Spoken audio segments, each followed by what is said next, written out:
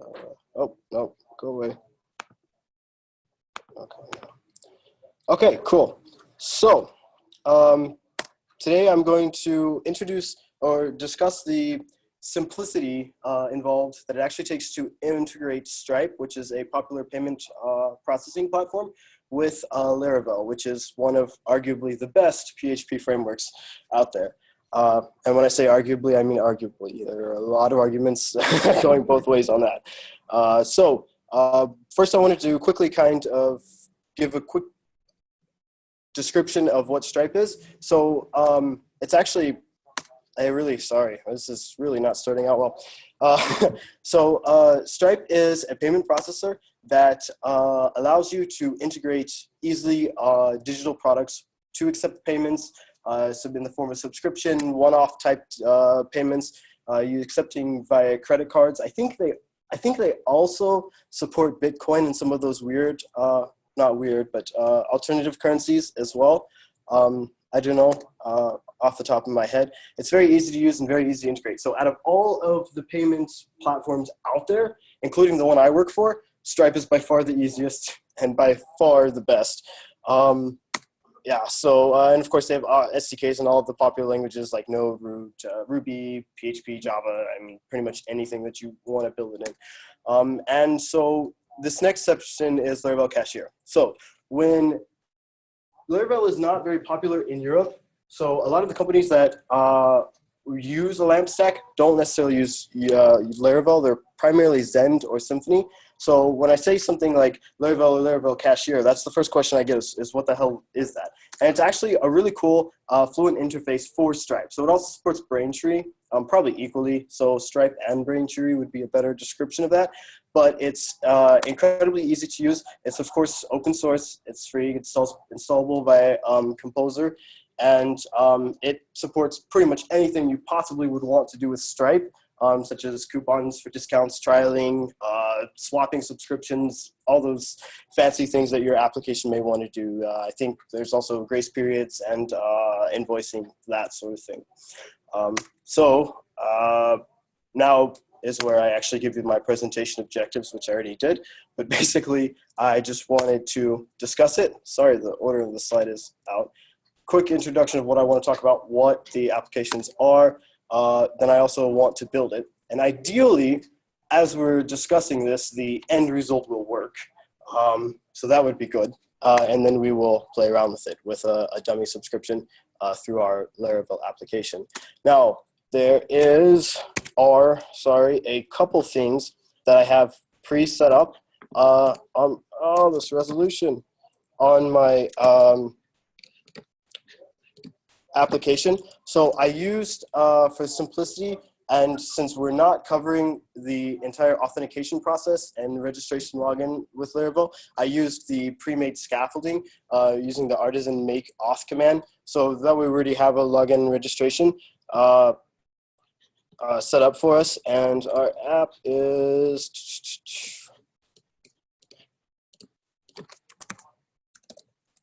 should be here. Oh no, I don't think I booted Vagrant, did I? Shit.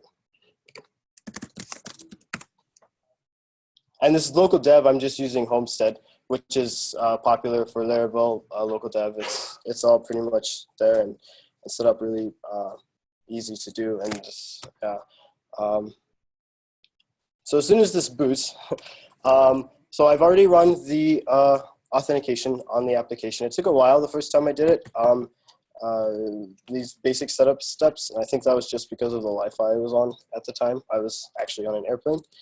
And okay, so here we go. This is our basic application. I didn't do any fancy anything, actually. It's still your basic Laravel application. So the first thing we need to do, though, before we start jumping into the Laravel component is look at Stripe. So there are a few things that we have to set up on Stripe before we can use it, right? So it assumes you already have a Stripe account, and in the dashboard, you've already created a subscription plan. So we'll go ahead and do that here. It's important to note the ID that we're using here because this is how we will identify the application in the subscription in our application. So we'll give it, say, a trial of 6 days statement. This is what actually appears on the credit card statement. Oh, we'll just give it $9.99. Don't read those password dots. Okay, so now we see our Domo app has been created. So the only thing we're going to need from here now is our ID, the azPHP, to identify the subscription, and the secret, which I think I dropped the test secret. Okay, so we'll just go back and get that from the dashboard. You can get the key from your account settings, and then I can't see anything on the screen. And then from your API keys list. So we'll just copy that. This is the test account, of course. Yeah, and then I will just note that on here for now. Okay, so now when you want a user to subscribe or whatever, the first thing we should probably look at are routes. Yeah, so actually no, I apologize. We should install the library. Yeah, so we should add Laravel Cashier, which can be installed directly from Composer, of course, like most PHP libraries and other tools like that. So we'll use yeah, so you just drop it in your Composer file like any other thing, and then run your Composer installation command. If you have that alias like I do, then it's just C install. But and then that's set. All right. So yeah. Sorry, quick question. Can you use Cashier outside of the whole Laravel framework? So no. So Laravel, it's actually called Laravel Cashier, yeah, and it was built to work with. I mean, in theory, you probably could make it work. But I mean, it's built upon the facilities that Laravel already offers, so you'd have to replace that somehow, right? So yeah, unfortunately. But anyway, so then what we want to do after we add that is we need to register the Laravel Cashier in the services, or sorry, in app PHP as a service. And this is in config, I believe. No, wrong app.php.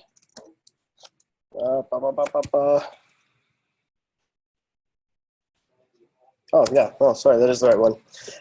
And we will scroll down here, add it to our, oh, I already added that, sorry. So this is where I would add that very line here. So this just registers the service provider in Laravel. So when the application runs, and everything that we use with Laravel Cashier is available to us. So when later we'll extend the user model to implement that Cashier, and then we can use that to create our subscriptions, verify subscriptions, that sort of thing. So then we should actually look at routing now. So we will just look at a very basic example. And what I have here, and I wasn't sure how much time I had, so I pre-did a lot of these very basic things for Laravel. So if it's too silly, just let me know. But so what I did here is we need to add our routes. So our subscribe route, we'll need one to prompt the user to purchase a subscription, right?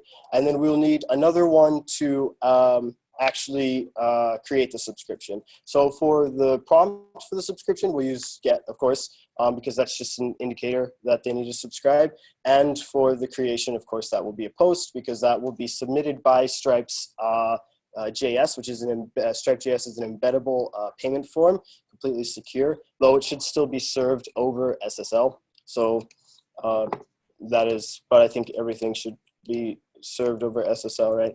So now we need to end our user model, which is something that was created when we ran the artisan command to make the auth to establish our basic auth system. This in your application is probably going to look a lot different and be a lot more complex, but the idea of Laravel's basic auth scaffolding is to get you started and give you a quick entry into that. So then we will add our use command up here to include the billable package from, Laravel Cashier. And then we will add that down here to make it available within our user class, which is extending authenticatable, which is, yeah. So this is our user token like I think, yeah. So now that we had established our routes, this is where it actually gets to the cool part. So in our home controller, which is by default what you have, and of course you'd probably separate those out, all of your billing out from everything else, and that sort of thing in a best application. But we have this basic stuff. So we should add a function here in our controller for subscribe. So we added our route here to map that to our home controller, to our subscribe action. So we will add that here. And for now, we'll just return, we'll call it subscribe. So we'll return the subscribe view. And this view here is going to look in for the Blade templates or the views that are available and look for subscribe.blade.php, right? Because it's using, by default, the Blade templating engine. Let's clean that up. So then we also have to create our subscription, right? We called that, what did I call that? There we go. Create.subscription, yeah, and you saw here, we mapped that to our home controller, create.subscription. Now, I really should have also, on this one, named it, so we can reference it in other places, like through templates, through Blade, we can reference that route easily and not have to worry about changes and other components of the application. But that's what this just gives it an alias. So you can call create.subscription instead of the actual route in your application. But that's actually not important right now. So then we'll go back here to our home controller and add our public function to create our subscription. And we should also, we don't need that.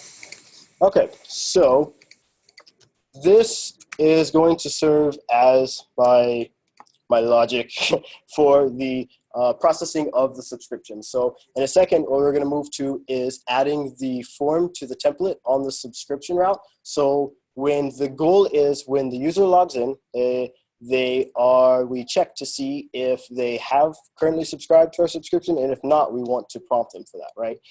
So then the logic for actually subscribing that, which in a production application you wouldn't put in this spot, but for the simplicity, the sake of simplicity, and this basic demo, I will put it here just to show off what you can do with it and for ease of use. So this we'll just leave here for now. But now what we need to do is create those interfaces, right? So backend engineers love what they do. I'm a backend engineer myself, but we never get any credit for anything unless there's something to see, right? So you have to have those interfaces. So what we'll do is over here in our views, we will create, what did I call that? Subscribed. Yeah, go ahead and add it to Git. And so I actually have the markup for those already. Just because it is simple markup, and we will step through this in just a second. But it was primarily laziness, I guess. I didn't want to type all of this less interesting stuff. So this right here is the Stripe.js form. And basically what this is doing is embedding or enabling the use of the Stripe hosted checkout form to collect the credit card information. Because if anybody has ever worked on any payment system that requires any PCI compliance, it is not an easy task. It is not an easy or a cheap task.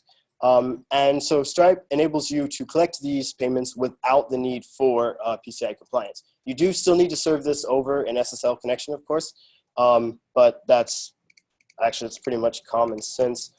We'll change that. So we have a few attributes here. So we're including in our form a script that is including the Stripe.js, checkout.js, JavaScript, which does all of our fancy stuff. Sorry. Oh, sorry. Yeah. I see in your script you've got these data elements, Mm-hmm. and a couple of them currently don't match up with how you configure your Stripe account. I'm Okay. wondering how that actually impacts your experience. Yeah. So the a lot of these. So in the case of like this one, this has to change because this is actually $9.99 now. These things like the name, the description, the image that's displayed, locale, all of these just affect the view, the form, right? So if the laptop is in Spanish or French, display the form in that language with our auto locale. If we want to collect the zip code, we can set that to true or false. So we can configure these at a very granular level in the Stripe account, which would require a match between these. But in the most basic form, in the easiest way to use Stripe, that's actually not required because most of this is just cosmetic. Now, of course, the amount of course has to match your subscription. Otherwise, you'll have issues there. But overrides for whatever you set. Yeah. You can override locally. If you go and set it, you use the default. So if we change that to $10.99, that's actually what would be subscribed for the user, or is that just what's displayed on the yeah, I think that's how that would happen. Though I don't know. I've never done that. So I mean that would be interesting to see though. Yeah. So yeah. So and then of course this is your publishable key, right? You never want to throw secret stuff in on the client side. And then this here is actually for Laravel for the CSRF token when the form is submitted. So what this Stripe or this checkout.js is going to do is when we submit this form, it's going to capture that and it's going to take out all of the sensitive information. They're going to process the transaction on their side, and then they're going to return the form to us to our route where we have here, we're posting it to create subscription, which is the route we added. But it's going to be, all of the sensitive information is going to be stripped out and we're going to have a token. So this is tokenizing the card information, which we're going to use in the next step in that logic to actually create the subscription and charge the user. They're one-time use, of course. They have to be authorized. You can add cards, that sort of thing, and you have to generate a token every time for security purposes, of course. So, I mean, when they recommend you don't store these tokens, even if you do, they're useless, right? Which is the idea of tokenization. So then that takes care of that, and then I also have some markup here for our subscription page. Once we have successfully subscribed, we'll also add that here. I don't remember actually what. We should just call that purchased. Would be subscribed, but I don't want to confuse the name when I'm looking for it while I'm standing up here talking. And this is just a simple page to go after the subscription was successful. Okay, so then we can come back over here to our logic. So that form is going to post here to our create subscription function. Now, as I said earlier, I'm throwing everything in the home controller for simplicity, but you would definitely separate these out in a production ready application. So the first thing we need to grab is our card token. And this, as I said, was going to be posted by the Stripe.js from our form. And I believe that key is Stripe token. And we can do a check for that and to verify it's there, that sort of thing. I won't do here though. So then once we have the card token, we should grab the user first, yeah. And this can be accomplished probably better with middleware for auth to pass that guy, maybe. So this will get our user, and we need to extend over here when we're looking at this user object where we extended authenticatable. This was for the auth in Laravel, and then we used billable, which is where Laravel Cashier comes in. So all of the methods and functionality that we need to manage our payments and our subscriptions, that sort of thing, of course, becomes available there. So that's what we'll see here, where we create our subscription. So we can, I believe, create our subscription here. This will be the first parameter in this method is the ID of the subscription, which is, remember when we created it, our plan on Stripe, I think I named it azPHP, but that and the secret token were the two things I said the token were the two things I said we needed to remember. So there's that, and then we'll just also call it azPHP, and then we will call our create guide. And this is going to take our card token and create our subscription. We should also, though, add some more information like our user's email so we can tell whose subscription is who, which we can get from our user object like so. And then we'll see this information. Any information you include here, you can include whatever you want to help you identify the customer, like a user ID or a name or whatever you want. And that will also be available in the Stripe panel. Okay, so now that really is easy. Your most basic form with no check for these crazy error codes like declined because the zip code was wrong, or declined, setting those levels of acceptance. This is your very basic implementation of that. And now I'm going to try this, and I'm going to hope that it works.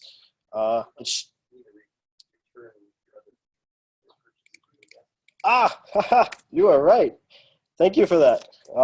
So this is where we will return our purchase view, and that way once it's successful. But we would actually do a check here. So Stripe's going to return an error object with the details. Was it declined? Why was it declined? Or if there was an internal error on their platform or something like that, which of course we would do that. We would check for that, but we're also not going to. So then we need a user. So resolution. So I will just register.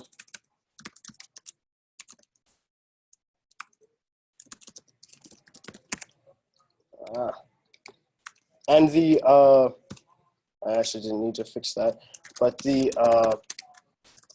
default auth doesn't do any like email validation checks or anything like that either with Laravel. Okay, so now I'm logged in, but now what?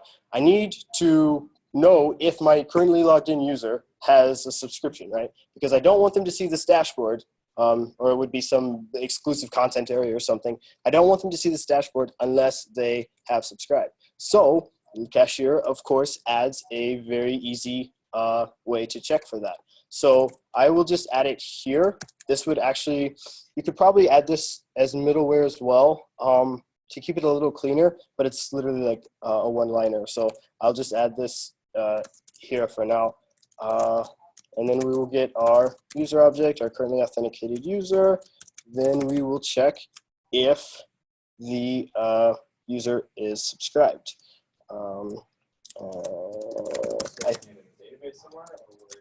Yeah. So, haha, yes, I didn't cover our mic. Yes, sorry. So one of the things that we needed to do were migrating. So we need to do a couple things here to store this in the database so we can keep track of what our users have, what they haven't, what they don't have, that sort of thing.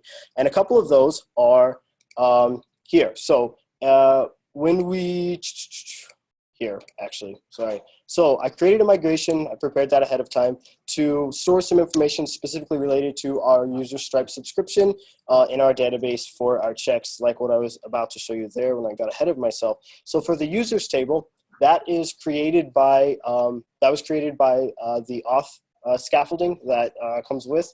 That'll look however your authentication system looks, of course, but we would need to add the Stripe ID, card brand, the last four, and the trial end date, and whatever other information that you might need throughout your application if you want to do some more fancy checks or whatever. But for the most basic thing, Laravel Cashier needs this information, and of course it should all be nullable because it's not going to exist when the user is created, when that record originally creates. And then we will also add our subscriptions table. And I also prepared this migration ahead of time. So we will add more information, more detailed information about what the subscription actually is, who it belongs to, that sort of thing with these. Again, we have a repeat of our trial ends at the subscription end date, quantity, the plan name, plan ID. All this is information that Cashier is automatically going to store for us and make available to us when the subscription is created. So yes, sorry, to answer your question, that's where that comes from. Let's see. So if we go back here to our home controller where we were working on our logic, we can just check to see if this user is subscribed. And we would actually should probably, so this is going to return true or false. Either the user is subscribed to this specific plan or the user is not.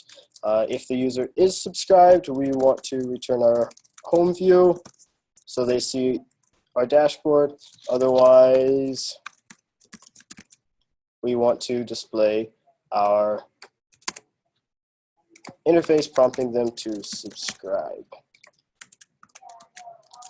Okay, one other thing before we run through this application all the way together is we need to set our API key for Laravel Cashier to use. Typically this is done, so this is accepted in a few different ways with Cashier. We can set that API key statically in a static variable in the billable module interface.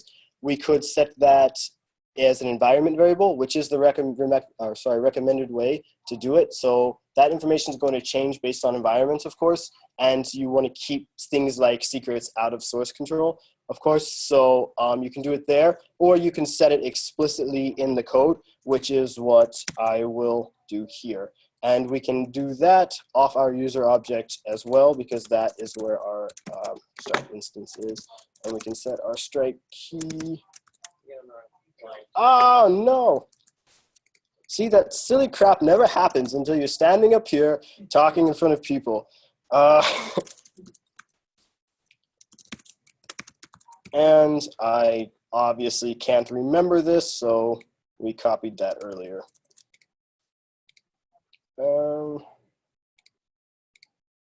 And this is one way to do it. You should set it, as I said, through environment variables. And we'll also throw that down here as well. Yeah. So, and like hard-coded keys make me cringe in Logic all the time. But, okay. So now we should, if I didn't skip any steps, we should be able to run through this all the way. And we added this check up here. So when I refresh and I'm not subscribed to anything, I should, at least in theory, see, yeah. So I see my subscription interface or prompt. Now, when you click here, this is where that Stripe.js thing comes into. So in those data attributes that you asked about earlier, this is where our description came from. This is where our image up here, the green image, came from, the name, that sort of thing. So let's fill it out. And you can also pre-populate some of this information. So you, of course, can't pre-populate card numbers or payment details. But if you want to collect like company names or first and last names or emails, that sort of thing, you can definitely do that as well through those same data attributes when you're initiating that. So we'll go ahead and make our payment. And let's see. So in theory, we should see, okay, cool. So we have our successful purchase. Now we should double verify that in Stripe, and we can do so by, well, I can't actually see all of that window.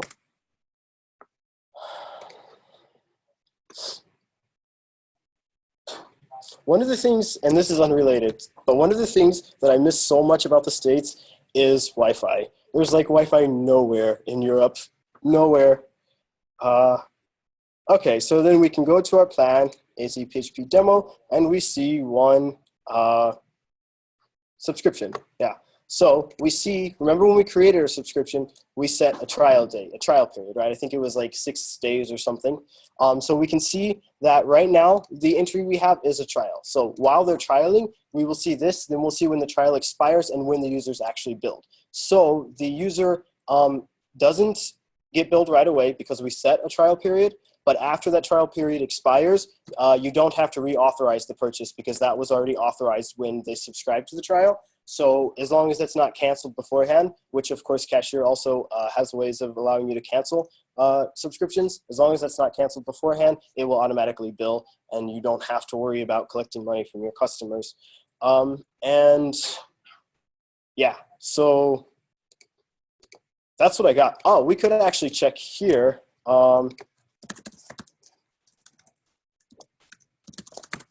In our database and see the information that that cashier stored, just to verify that everything worked as expected. If anybody's interested in that. Oops. And the default password for homes, hey, is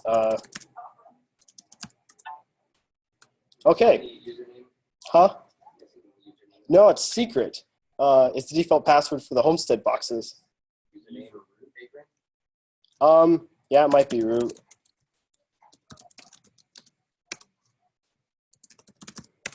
Ah, okay. And I think Homestead is the database, but I don't know. Yep. And then,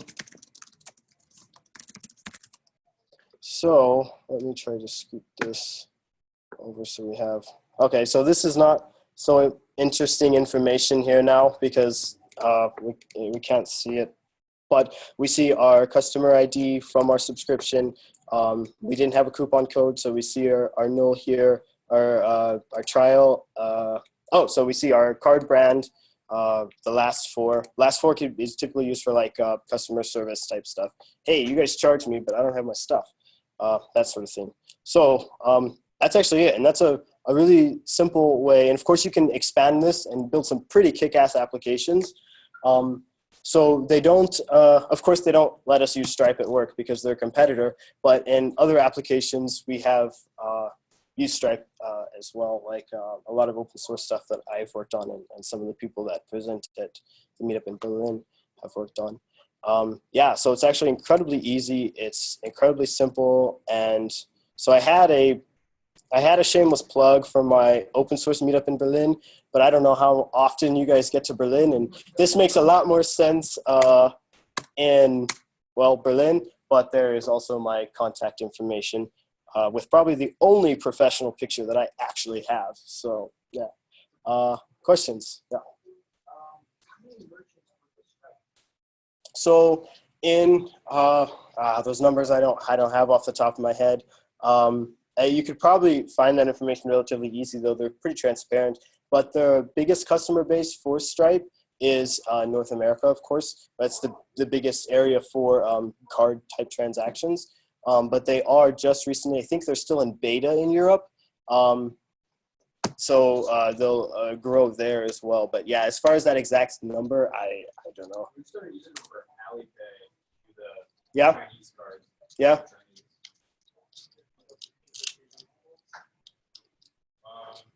No, you would do better if you're doing large volume, but if you're not, there's Yeah. everybody else. So yeah, the fee schedules is where everybody, you can have an amazing product and then people are less excited when they see fee schedules. But I mean, yeah, so they're reasonable. Yeah. Yeah. The fee schedule is reasonable, but it's the best platform that I've actually been able to integrate with. It's the easiest, the most logical. Yeah, so a lot of companies are willing to pay for them. I'm sorry? So in terms of direct competition, so primarily what they do are they facilitate card not present transactions through your digital projects, right? So their biggest competitor would be, so PayPal has a large section for developers for integrating. It's, in my opinion, not so great having to integrate with PayPal, but it is also easy. It is also easy. So PayPal is probably one of their biggest ones, and then other companies are starting to move in that direction. I mean, because we are realizing that card present transactions are great and it's needed, but the CNP transactions are becoming more and more popular and easier. Even if the person is present, consider Apple Pay or those other things. So those can access through the NFC devices currently. But yeah, so sorry, I rambled. Do you have your own device, say, put your earphone back? Like Square Yeah, we got compatible with that. with Stripe? Your Stripe? I don't know what the I don't know what the libraries or what's available with Stripe's hardware, but if you have your own hardware, of course you can, because Stripe is all software level, right? So whatever you are able to integrate with on the hardware level is actually separate from Stripe, so you can integrate anything you want as long as you're able to read from that specific hardware device. Yeah. You never handle. wouldn't want to use them because most other providers would give you cheaper rates on card present. So you want to use somebody who supports that. Isn't Yeah. Square their own merchant? Yeah. So you're using their Yeah. So that's a complete point of sale system, which is pretty nice if you have a merchant account, but you need to bring your own merchant account. yeah, and that's the problem. Braintree is amazing. We've worked with them in the past at the company I work at now, and yeah, Braintree is amazing. But there are obstacles like the fact that you need to bring your own merchant account and other things that make it less desirable for small business. Generally want to bring your own. Yeah, it's true. One thing that travel is high risk. What travel stuff is high risk. I've had Yeah. multiple companies in the travel industry that can't get a merchant account from you Stripe. Yeah, and $5 million later. Yeah. One thing that I thought was cool is that not even as a developer, but as like, if you are using a service that has PayPal or Stripe integrations, like when I set up the event website for the Pacific Northwest PHP conference, you choose PayPal or Stripe integrations. It literally, I literally could not get PayPal to work like in a timely manner because of the account setup process that's required for PayPal. right. With Stripe, I had it working on the website in 15 minutes. Yeah, it's so easy, and even from a consumer perspective, right? So when I moved to Germany, I used PayPal for a lot of things here on not for business, just for personal use. And so with these data protection laws, right, I couldn't use my US PayPal account in Europe because European data has to stay in Europe, just as, so I had to actually create another account on paypal.de. And sometimes when I go to use TransferWise to transfer money back and forth or something, other areas where you can pay with PayPal, sometimes it just doesn't work, right? So it redirects to this paypal.com where it's trying to log into this account when it just doesn't work. But sorry, I didn't have any technical stuff to back that up, but yeah. You ever played that one too? There's a company called Spreedly. They're basically an agnostic vault service. You can basically store your credit cards in there, and then you can send them through Stripe or Braintree or whoever you want as your backend. Also, they're a tokenizer. They're a tokenizer, right? So they have a JavaScript thing like this that allows you to send credit card number to their vault. They'll hold on to it, and you basically interface with them and say. So I've got some clients where we'll send it through PayPal, and if PayPal declines it, then we'll run it through Stripe. Or like if really? it's a MasterCard that was issued in the United States, then we'll run it through Visa. But if it was like a Diners Club card where we get a better rate on Stripe, then we'll run that same card through Stripe instead. Yeah. So we'll have multiple processors, and then but the interface is all the same, the code is all the same. We just interface with Spreedly, and then if we want to add a new processor, it takes 5 seconds to just go and type in the credentials in Spreedly to connect to another merchant account. Yeah. And then you can just redirect your payments to different people. Yeah, that's neat. I haven't. Yeah, they charge you like a penny per month per card or something. maybe, I don't know. But yeah, there's a middleman fee. For sure. Yeah, of course. Otherwise, there's no capitalism there. But yeah, I use Stripe for my personal stuff, and I don't get the opportunity to write PHP much at work anymore. So every chance I get to do something PHP related, I do. So are there any more questions that hopefully I can answer, or no?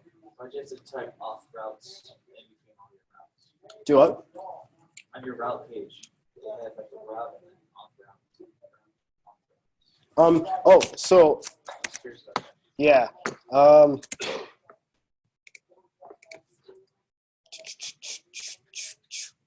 Here. yeah. Yeah. So what I should have done actually, and yeah, so what I should have done was actually grouped these and then use the auth as a middleware to protect these routes. But so what this is doing specifically, I can't click through it. Yeah, I could bullshit you, but I didn't know. I didn't know 100%. But yeah, sorry. Does anybody have the answer though? I mean, we're all PHP guys, right? Understanding is it's setting up the off route Yeah. for the next page. Yeah. For the next route. But specifically, yeah. So what I don't know is specifically how this one is working versus if I just group, because I can just group, create a group of routes and throw auth middleware, and then anytime that route is hit, yeah. But yeah, so. It's kind of aside for the top. Could you go to your home controller? Mm-hmm. Scroll down to your get, where you forgot. This is kind of more specific to how Laravel works. The little Jimmy drop tables, get that Stripe token input. So you pass in just any Stripe token name. Oh. A get parameter. Yeah. So. A SQL query. Wait, I'm sorry. So you're getting the input from get parameters in PHP on that. So we are, so yeah, you got to ignore this. It doesn't matter what the request type is, post, get, put, whatever. So this get doesn't actually mean get with Laravel. It's just a function within this, this input facade. And yeah, so, and then the Stripe token is what was posted from our form when we entered the card numbers, and Stripe validated that card information, generated a token, and then posted that back to us. So in this case, it came by a post. But yeah, so that's just to access any request data. It doesn't matter how it's come because they're all processed and there's a specific order, but I don't know it off the top of my head. And I'm guessing it probably gets some prepared statement as a pointer, so you can. Yeah. Cool. So now I suppose I turn this back over to you. What? Yeah. Thank you. Yeah. Did you have more slides, or do you need this MacBook up here still? Okay, cool. The only other thing I saw was easy, but Yeah, it's true. there's a Slack channel that has been